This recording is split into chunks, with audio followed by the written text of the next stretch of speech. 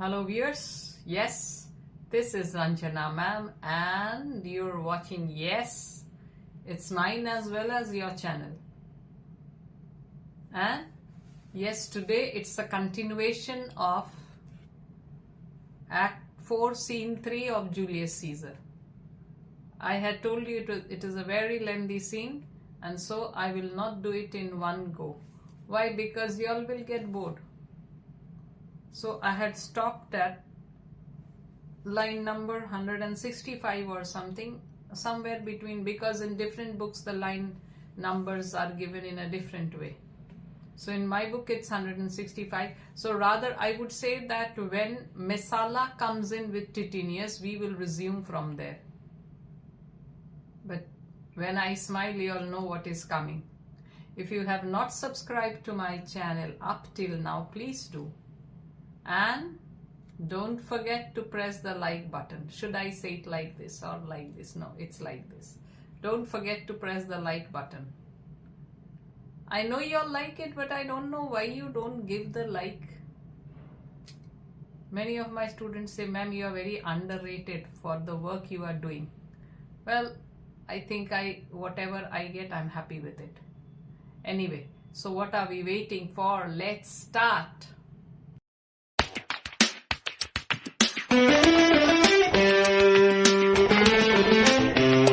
So, welcome back. It is Act 4, Scene 3, and I said we'll resume from where Messala comes. So, Titinius had been told to bring Messala, and he comes. Brutus, come in, Titinius. Welcome, good Messala. Now sit we close about this taper here, and call in question our necessities. So, Brutus welcomes these two, Titinius and Messala. He's quite happy to see Messala and says, let us sit around the taper, means the candle. Let us sit around the candle. That means let us sit around the light and discuss what is needed for us to do, what we are supposed to do, what is necessary for us to do. Cassius, Portia, art thou gone? So he hasn't left his dramatic behavior. So he's still thinking of Portia and lamenting. Brutus, no more, I pray you. Why does he say no more? Because Portia is gone. It's no use lamenting because they have more serious things to concentrate upon. Tomorrow they are supposed to head towards Philippi. They'll discuss it later. To meet Mark Antony and Octavius's army. So they are on the verge of a war. So that is why he says, no more, I pray you. I request you, don't talk about her or don't bring in the subject of Portia again. Messala, I have here received letters that young Octavius and Mark Antony come down upon us with a mighty power, bending their expedition towards Philippi. It's not Philippi, the pronunciation is Philippi. So Brutus is asking, or rather telling Messala, that we have received information regarding Mark Antony and Octavius that they are going to attack us with a very powerful army, and at this moment they are marching in the direction of Philippi. So what does Messala say to it? Messala says, myself have letters of the self-same tenor. So Messala also agrees with it. He tells that he has also received letters which are similar. Brutus, with what addition? So he says, do you have any extra information other than this? Messala, that by proscription and bills of outlawry, Octavius, Antony and Lepidus have put to death 100 senators. So Messala has a little more information to impart. He says that I have heard, or rather I have been informed, that 100 members of the Senate, they have suffered death.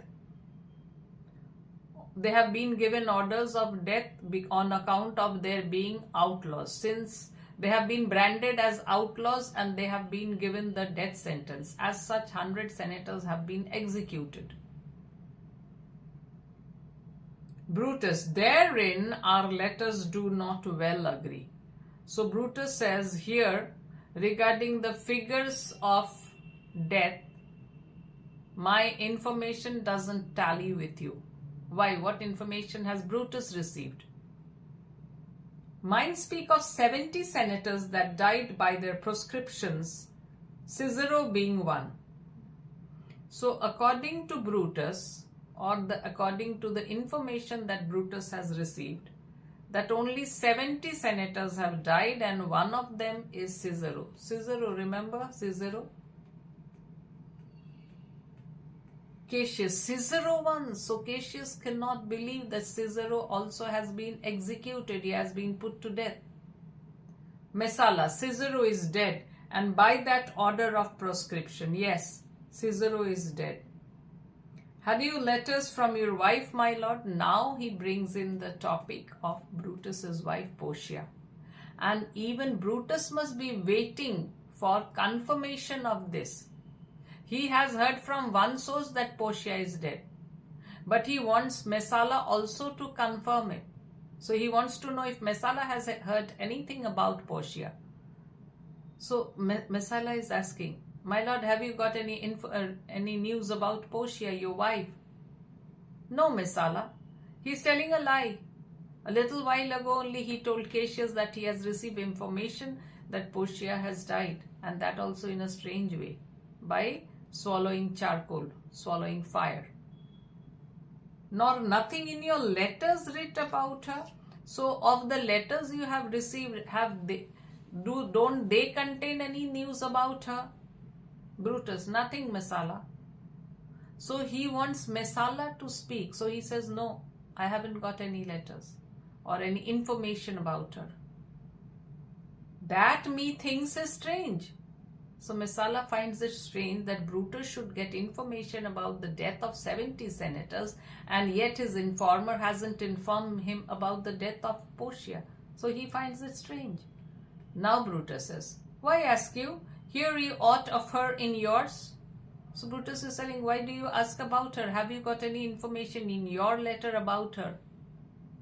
So Messala also prefers to remain silent, and he says, no, my lord. So both are lying. Both of them have news. So Messala says, no, my lord. So he feels if Brutus does not know, let him not know only. Brutus, now as you are a Roman, tell me true. So Brutus now says that as an honorable Roman citizen, tell me the truth. To this Messala gives quite a befitting answer. He says, then like a Roman, bear the truth I tell. For certain she is dead, and by strange manner. Then Messala says that in that case, be prepared to hear the truth. Just like a Roman bears the truth, you also then get ready to bear the truth in the way a Roman does regarding death. Because it is certain that your wife Portia is dead, and that also in a strange way. Why, farewell Portia. So now from Messala he gets confirmation that Portia is dead. He had already heard about it, and now Messala also says the same thing, she is dead. We must die, Messala. With meditating that she must die once, I have the patience to endure it now. Initially he was very hurt, he was very sad, and that is what had given rise to his outburst a little while ago with Cassius. He had really gone very angry. He had lost his cool. He had lost his temper. Normally he is a stoic. I said a stoic is a person who is indifferent to pleasure and pain. Brutus is a stoic. But for a moment he had lost his temper and had fought with Cassius. But then again he becomes cool again, and now he bears the death of his dear wife in a brilliant manner. What does he say? Then let's not talk about her anymore. It is a fact that we must all die sooner and later. And this thought that she had to die once. She was not immortal. She had to die once, someday. So this helps me to bear the loss of Portia in a patient manner. Messala, even so, great men, great losses should endure. So it is in this way that great men bear their great losses. Brutus is a great man and he is bearing his losses also in a great way. Well, to our work alive, what do you think of marching to Cassius? I have as much of this in art as you, but yet my nature could not bear it so. So Cassius says that yes, I want to be a stoic like you, but I cannot bear news, sad news in the way you do. So now Brutus just wants the topic to stop and he says, well, to our work alive. So let us talk about all these business concerns for business that concerns the living people. We are alive and let's discuss the business that concerns us. And then he makes a suggestion. So he says, what do you think of marching to Philippi presently? So Mark Antony and Octavius and Lepidus, their army is marching towards Philippi. So Brutus wants that they should also go to Philippi and launch an attack on the enemy. Cassius, I do not think it good. Cassius is not happy with this suggestion, and whenever Cassius opposes anything, the reason which he gives, they always prove to be true. So he seems more far-sighted. So Cassius does not think this one to be a good idea. So Brutus asks him, your reason. So what is your reason for opposing it? Cassius, this it is. So it is this. It is better that the enemy seek us, so shall he waste his means, weary his soldiers, doing himself offense, whilst we, lying still, are full of rest, defense, and nimbleness. So quite a good cause for not marching towards Philippi. So he says that let the enemy seek us. Rather than we going to the enemy, let the enemy seek us. And in trying to seek us, they will exhaust their resources. They will be tired. They will exhaust their resources while we will be sitting here in a state of complete rest. And when the moment comes, we will be ready with all agility. We will be ready for action. Brutus, good reasons must of force give place to better. So he accepts that Cassius's reason is good, but he thinks that his reasons are better. So good reasons should give way to better reasons. That means your suggestion is good, but mine is better, so we should pay heed to this one. The people betwixt, so yes, he also has quite a solid reason. The people betwixt Philippi and this ground means Sardis, Philippi and Sardis. Mark Antony, they are marching towards Philippi. Brutus and Cassius, they are at Sardis. So he says the people in between, that means Philippi to Sardis, the people living in between, they are hostile. They are not friendly towards Brutus. The people betwixt Philippi and this ground do stand but in a forced affection.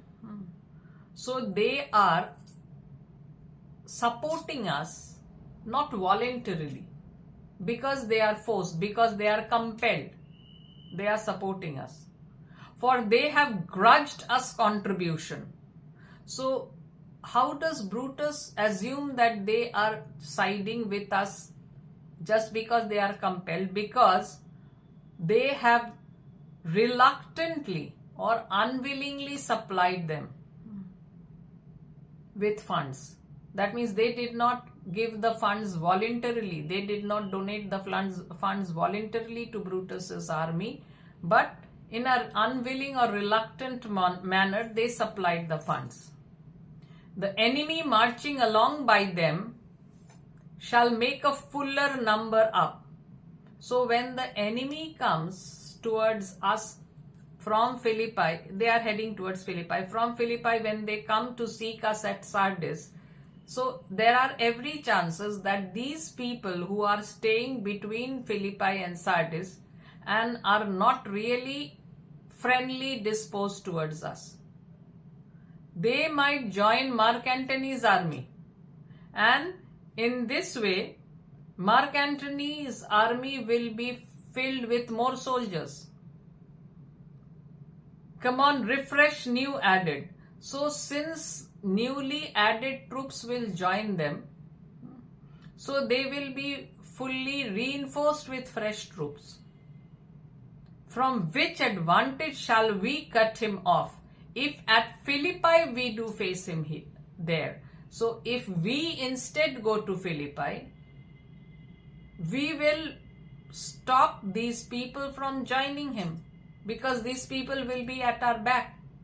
They wouldn't get the chance to meet Mark Antony and his army if we march towards Philippi. These people at our back. So in that case, we will have an advantage over Mark Antony's army. These people wouldn't get the chance to join Mark Antony's army. Cassius, hear me, good brother. So Cassius still insists, my good brother, my good friend, listen to what I have to say. Brutus, under your pardon, you must note beside that we have tried the utmost of our friends. Our legends are brimful, our cause is right.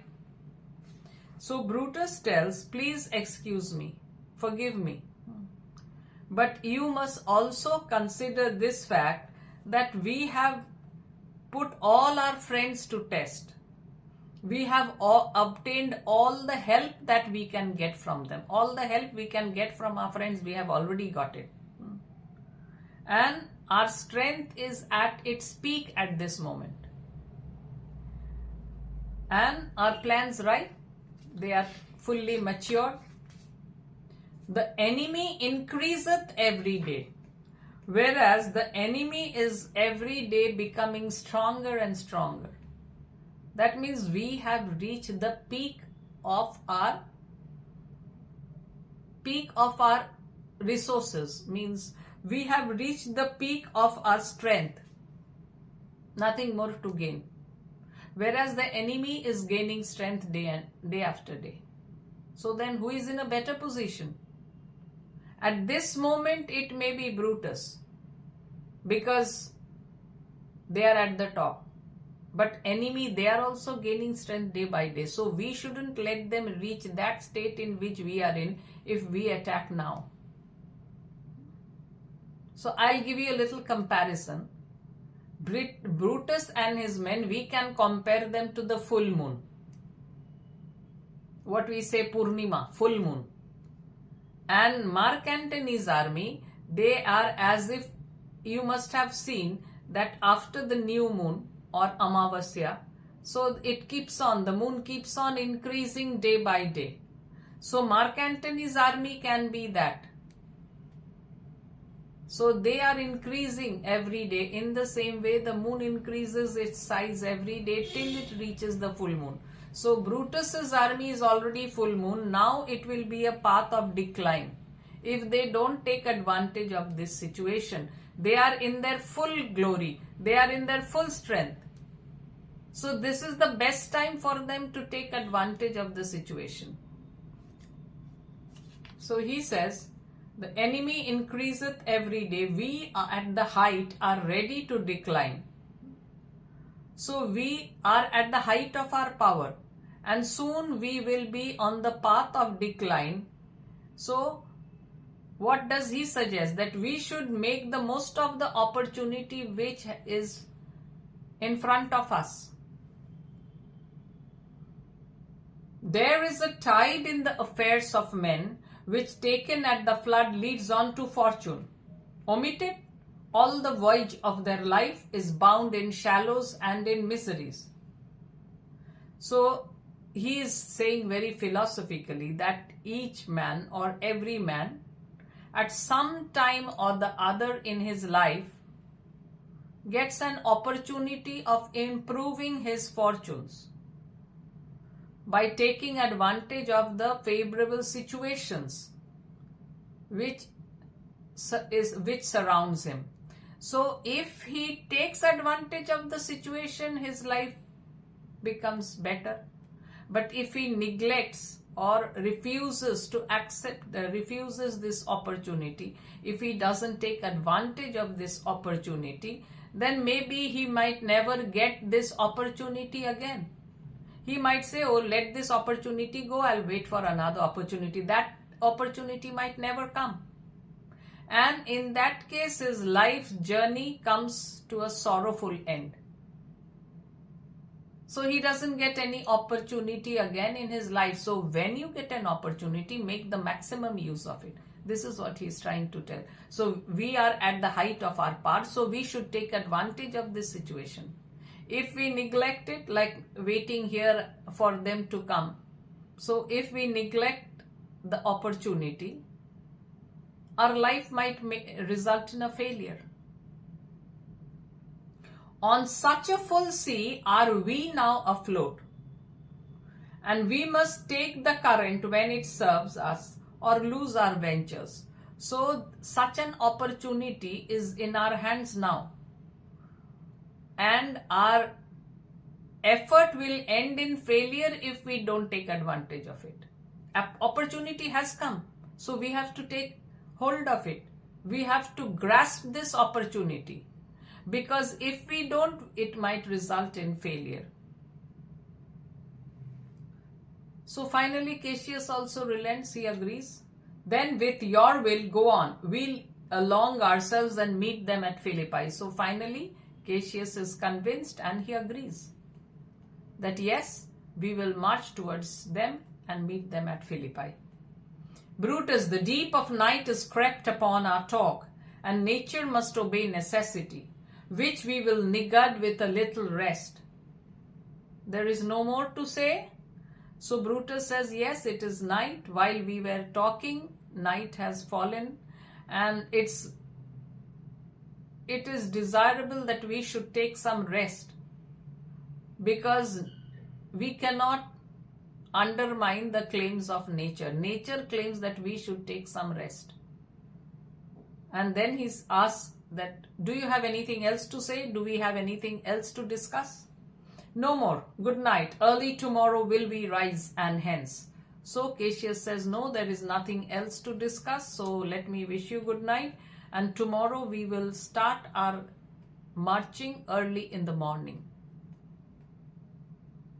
Brutus, Lucius, enter Lucius, my gown. So he asks Lucius to fetch his gown. Now he wants to retire to bed. Farewell, good Messala, good night, Titinius, noble Cassius, good night and good repose. So he bids all of them good night, and also a good rest. That means a good sleep. But will they really be able to sleep with the war at their heels? Cassius, O my dear brother, this was an ill beginning of the night. Never comes such division between our souls. Let it not, Brutus. So Cassius is still lamenting. So he says that the night had begun quite badly. Why? Because they had quarreled. So he says that, please let us see that these differences never arise between us again. So he had never expected Brutus to flare up. So, and they had fought badly, and he just doesn't want this type of fight to take place in their lives anymore. Brutus, everything is well. So we have become friends again, like we were before. Good night, my lord. Good night, good brother. Titinius and Messala, good night, Lord Brutus. Brutus, farewell everyone. So he bids farewell to all of them. So these three leave. Cassius, Titinius and Messala exeunt. Re-enter Lucius with the gown. So Lucius had been told to fetch Brutus's gown, so he has brought it. Give me the gown. Where is thy instrument? So Lucius used to play a musical instrument, and Brutus wants him to play a tune or two as if to lull him to sleep. Lucius, here in the tent. So it is in the tent only. Brutus, what? Thou speakest drowsily. Poor knave, I blame thee not. Thou art overwatched. So Brutus, when Lucius answers him that it is in the tent, Brutus observes that Lucius seems to be very drowsy. He seems to be looking very sleepy. So Brutus says that, poor boy, I don't blame you for feeling sleepy. You have been overworked. So fetch Claudius, call Claudius and some other of my men. I'll have them sleep on cushions in my tent. So Brutus gives orders to Lucius. He knows Lucius is really overwrought. He has been awake for quite a long time. He is a young boy and he needs some rest. So that is why Brutus tells that go and tell Claudius and some of my men to come and sleep in my tent. Lucius, Varro and Claudius. So Lucius calls out to Varro and Claudius. So they enter. Varro calls my lord. So my lord, do you call me? Brutus, I pray you, sirs, lie in my tent and sleep. It may be I shall raise you by and by on business to my brother Cassius. So why does Brutus want that Claudius and Varro should sleep in his tent? Because he feels that if some new idea comes into my mind in the middle of the night, then I will wake you and send you to my brother or to my brother-in-law Cassius. So I might need you all for this purpose. That is why come and sleep in my tent. So please you, we will stand and watch your pleasure. So Varro says that if you wish, if it pleases you, we will stand and watch you.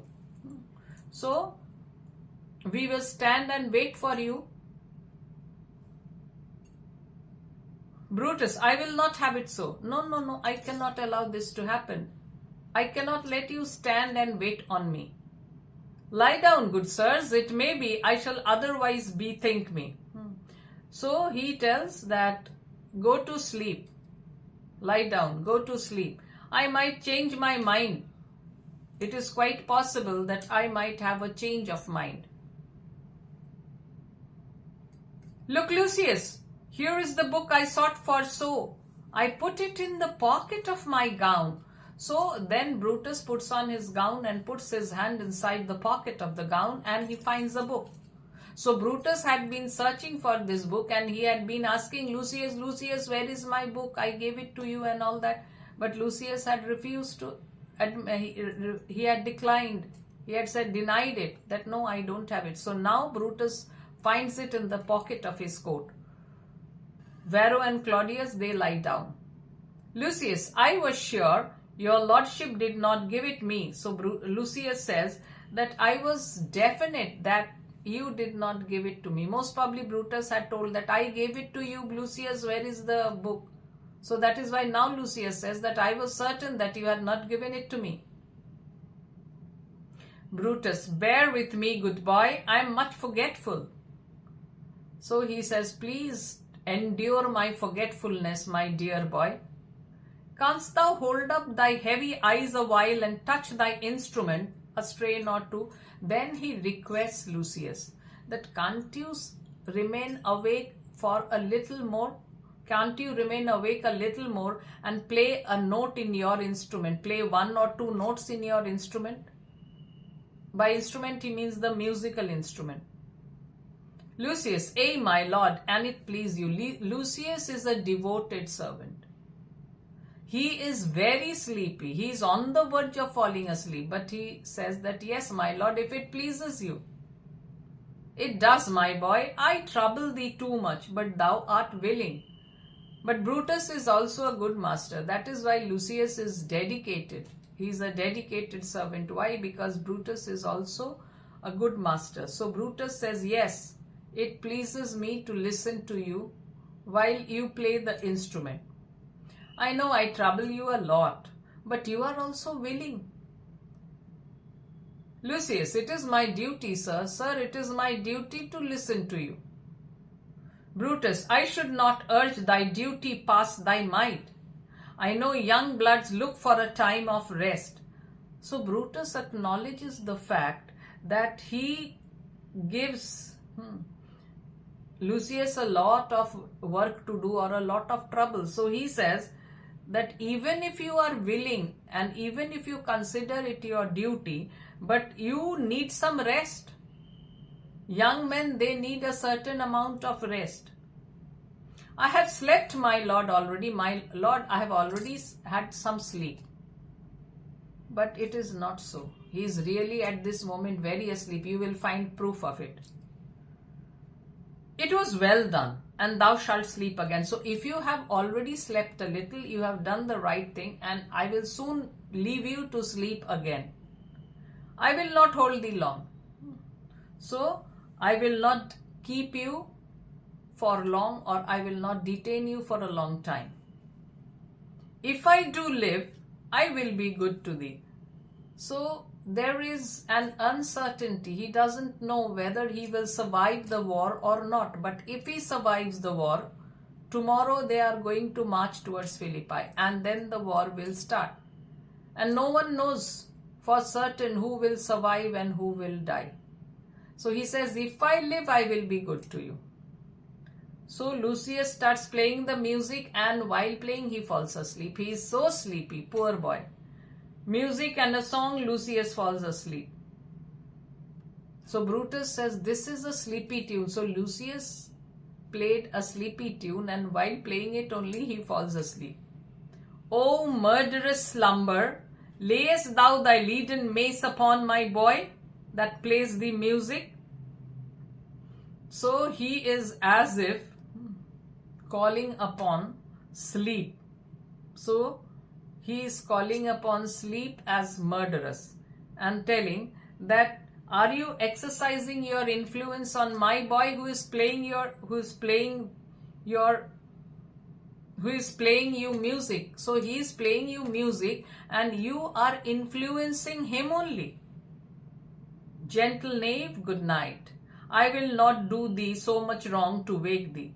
So he feels pity for Lucius and he says, good night, dear boy, and I won't be so cruel as to wake you up.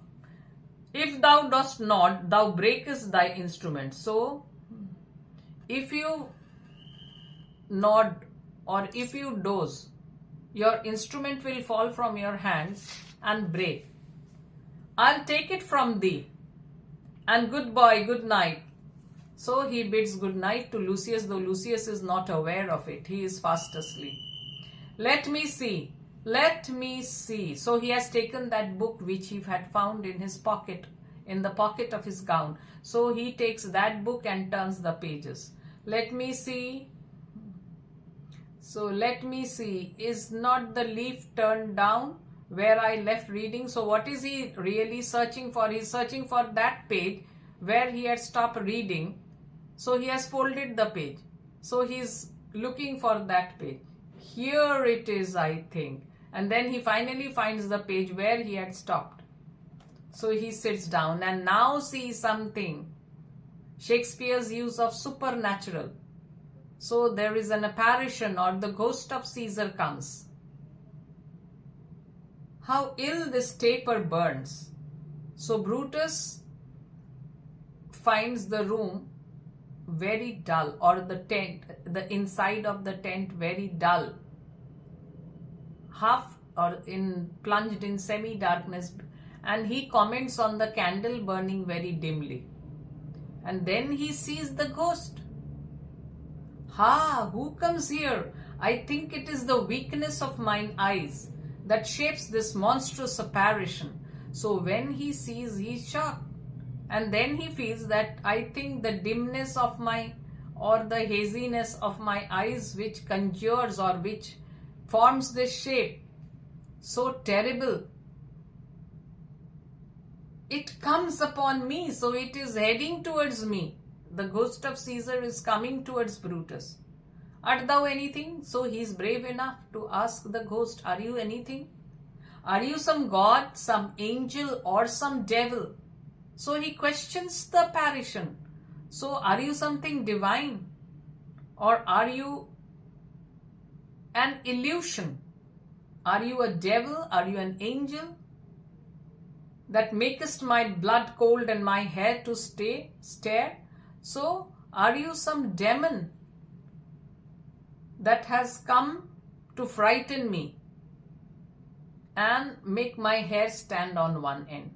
So when a person is very frightened, it is said, I don't know how far it is true, but in pictures and in comics you'll find the hair standing on one end. That portrays that the person is very afraid. Something must have frightened him. Speak to me what thou art.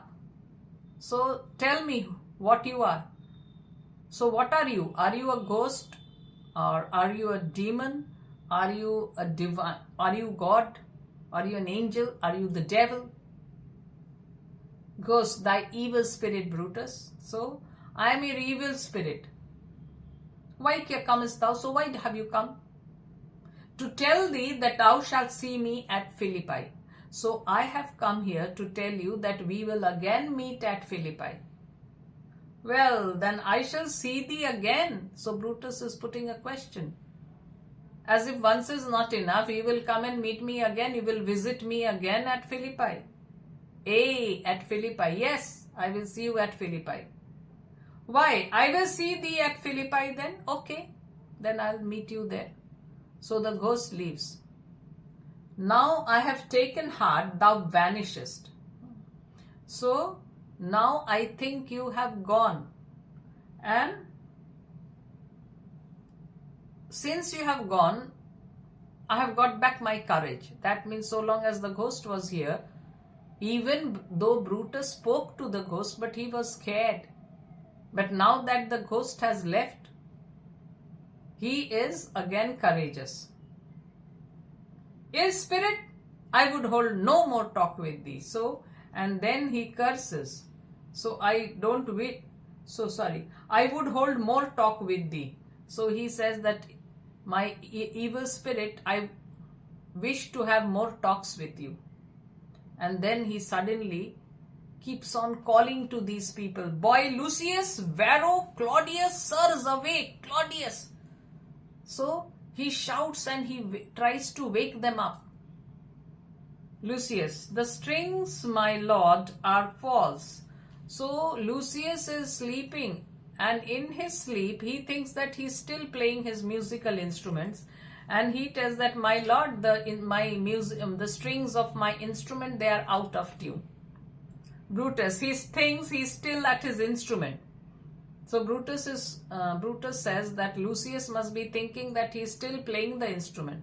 Lucius, awake! Lucius, my lord. Brutus, didst thou dream, Lucius, that thou so criedest out? Lucius did not cry out anything. Brutus is just testing if what he has seen, he wants to know whether the others have also seen it or not. He has seen the ghost of Caesar, and he wants to know whether Lucius, Varro and Claudius, have they also seen the ghost. So he is asking Lucius, Lucius, why did you cry out? Lucius did not cry out. Brutus is only checking on him. My lord, I do not know that I cried. I did cry, so I don't remember having cried out. Did I cry out? I don't remember. Yes, that thou didst. Didst thou see anything? Yes, you cried out. So why did you cry out? Did you see anything? This is what he wants to ask. That did you see anything? So he cannot ask it in that way. So he's telling you cried out in your sleep. Why? Did you see anything? Nothing, my lord. Sleep again. So he tells you can go back to sleep. Now he wants to check on Varro and Claudius whether they have seen the ghost or he's the only one. Sirrah Claudius, fellow thou, awake. And then to Varro. So Sirrah Claudius, he calls Claudius. And then fellow thou, awake. This is for Varro. So Varro asks him, my lord, so what do you want to ask me? Claudius, my lord. So both of them, they are asking why he is calling them. Brutus, why did you so cry out, sirs, in your sleep? Again, he puts the same question which he had put to Lucius. He puts the same question to Varro and Claudius. So why did you all cry out? Did we, my lord? So both of them, did we cry out in our sleep? So they are confused. They don't remember having cried out. Saw you anything? So why did, yes, you all cried out in your sleep. So did you see anything that made you cry out? No, my lord, I saw nothing. So Varro denies having seen anything. Claudius, nor I, my lord. So even I haven't seen anything, my lord. Go and commend me to my brother Cassius. Bid him set on his powers betimes before, and we will follow. So Brutus gives orders that go and tell. I want you to go and tell my brother Cassius. Bid him set on his powers betimes. So tell him to order his army to start early in the morning, and we will follow. So give this message to Cassius that he should give orders to his army to start early in the morning, and we will follow his army. Varro Claudius, it shall be done, my lord. So Varro and Claudius, they agree to what Brutus had said, and they say that, my lord, yes, we will see that it is done. So this is where your Act 4 comes to an end. So this was the last scene. And since it was quite a lengthy one, I broke it into 2 parts. And after this, there will be Act 5. Act 5 will actually be a summing up. So there are 5 scenes here, but none of them are really lengthy. They are comparatively short. So I think I have explained it to you in a very lucid manner, as I always keep saying, line-wise. So yes, still if you have any difficulty, you can write in the comment section, and if possible, I'll obviously try to solve it. So bye for the time being, and wish you a happy week.